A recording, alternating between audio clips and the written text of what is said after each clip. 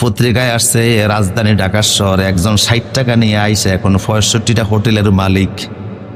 উনি 60 টাকা নিয়ে এসে ব্যবসা করে যদি রাজধানীতে 65টা হোটেলের মালিক হয়, এই হুজুর যে 2 বছরে 30 পারা কোরআন মুখস্থ করে এখন একটা মাদ্রাসায় 30-40 জন ছাত্র পড়ায়, তার কি মাথায় মগজ নাই?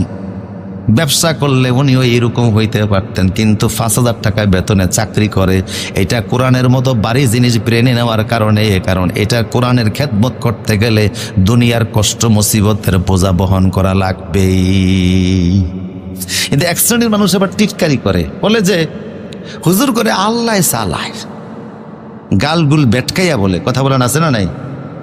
হুজুর বলেন কথাটা সুন্দর বলছেন, মাতবর সাহেব বেতন দেন। কয় হুজুর আপনি মাসে দেন 10,000 টাকা আর আমার মাসে 2 লাখ টাকা ইনকাম, আপনি করে আল্লাহ চালায়। হুজুর কয় কথাটা সুন্দর বলছেন, তো এক কাজ করবেন নি? কয় কি?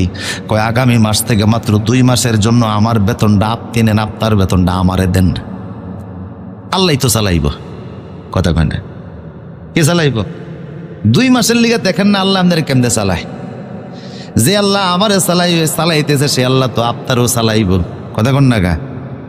2 মাসের জন্য আপনার বেতনটা আমারে দেন, আমার বেতন আপনার পান আর সিগারেটের খরচ আর মোবাইলের খরচ, আর আপনার 2 লাখ টাকা বেতন, এটা তো অনেক টাকা।